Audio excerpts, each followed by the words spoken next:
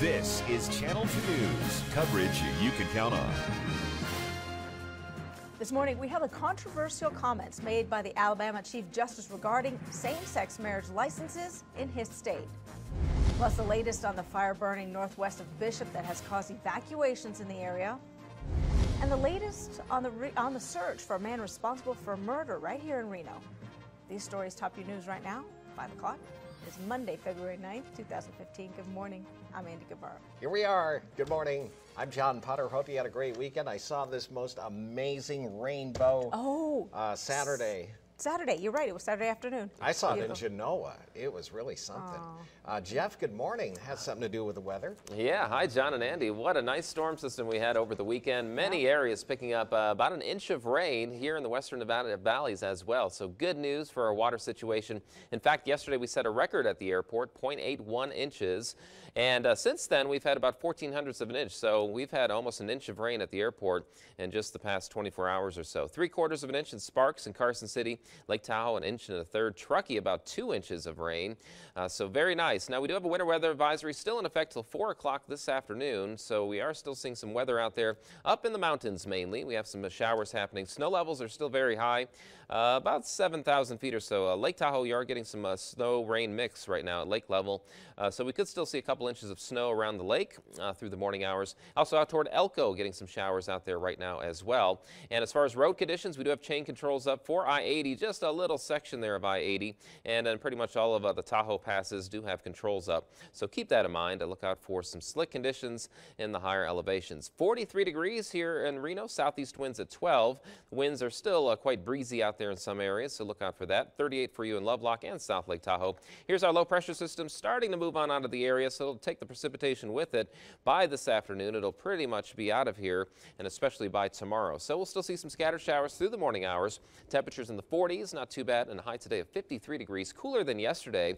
It was still quite mild out there this weekend. So we'll talk more about that. Your 7-day forecast. Have it all for you in just a few minutes. John and Andy, back to you. All right, thank you, Jeff. Certainly a wet weekend. As Jeff mentioned, it was a weekend filled with stormy weather. But how has it impacted our lakes and rivers? Well, Landon Miller is live at Rock Park with a closer look at how the river rose over the weekend. Yeah, good morning, guys. I'll tell you what, it's an awesome sight to see the river at the level that it is. The only problem, though, is that it's temporary. If you've been out this weekend, you have noticed that the river levels, of course, are up. But how high are we talking about? Take a look at this here. These are courteous of the National Weather Service here in Reno this morning. Here's the water level in Reno. It's expected to peak at 7.2 feet later on this morning. But if you look towards the blue, towards the left there of your screen, you can see that last week it was just under 4 feet of water. The level of the Truckee River just under 4 feet. Taking a look at Sparks, the water level significantly as well, peaking this morning, expected at 9.6 feet. Last week it was just under 4 feet of water too. That's a lot of water, and you may be wondering why more water down the stream. That's because all of the smaller creeks and canals that feed the river make the water level rise the further down you go. Now certainly, guys, a lot of rain this weekend and a lot of wind damage as well. The windy weather, of course, causing some minor damage around town. The National Weather Service says the wind from Friday was one of the strongest wind events in the last 5 years, meaning this weekend a lot of people were out cleaning up. One by one started going over, so nothing you could do. The neighbor's fence went down, and when his fence went down, it took ours down.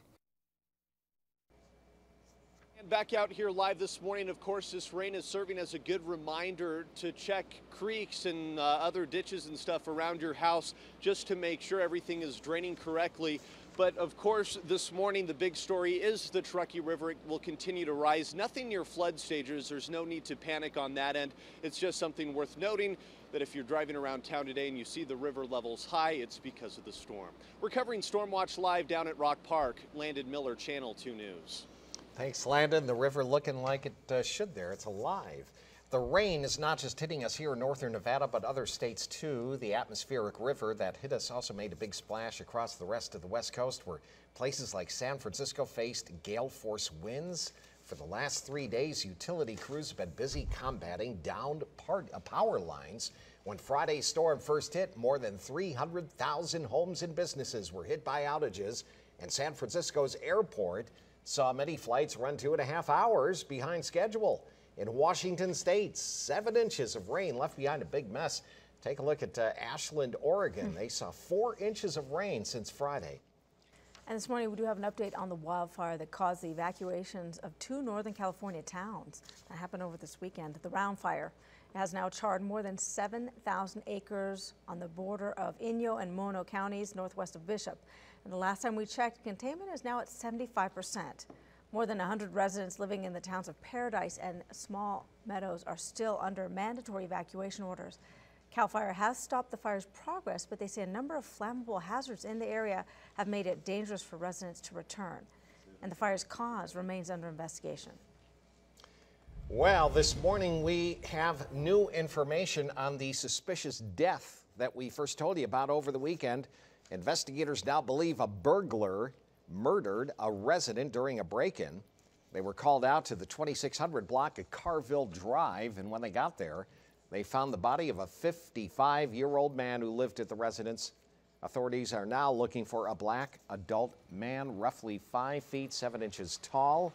If you know anything about it, call Secret Witness at 322-4900 or text your tip to 847-411. And a $2,500 reward is being offered.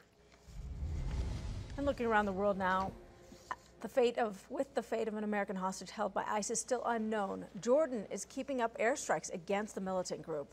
ISIS claims one of those strikes killed 26-year-old Kyla Mueller of Arizona, but U.S. intelligence officials say they cannot confirm her death. Over the past 3 days, the Jordanian Air Force has attacked dozens of Islamic State targets in retaliation for the group's execution of its pilot. At least 22 people died after football fans clashed with police outside a stadium in Cairo yesterday, and more are feared to have died. Violence erupted before the match of rival teams even started. Authorities blame the violence on fans who didn't have tickets and tried to push their way in. This is the deadliest football-related violence in Egypt since a 2012 stampede that left more than 70 people dead and 1,000 injured. Crazy.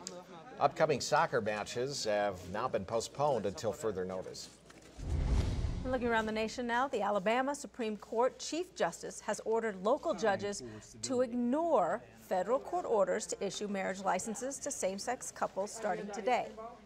Last week, a federal appeals court declined to impose a stay of a U.S. district judge's ruling in January to strike down the state's same-sex marriage ban as unconstitutional. Marriage licenses to same-sex couples were supposed to start being issued today. In his administrative order, the Chief Justice said judges who don't follow his directive, the state's governor would, quote, ensure the execution of the law. Well, in Safety Watch this morning, Cabela's teamed up with the National Rifle Association over the weekend for some firearms safety workshops. We've talked about home safety, how to properly lock up your firearms or how to keep them ready. We've gone over some law portions that students have questions about. Well, it began with workshops for pistols and shotguns geared toward helping pros and first-time buyers alike find the right fit. And they also offered safety sessions covering topics like basic gun security and home defense tips.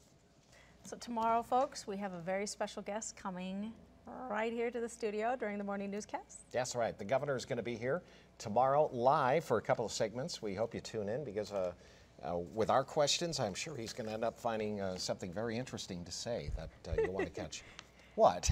I mean, we are going to have good questions. Yes, they will. So tune in tomorrow, 6 a.m. for the governor coming back on the show.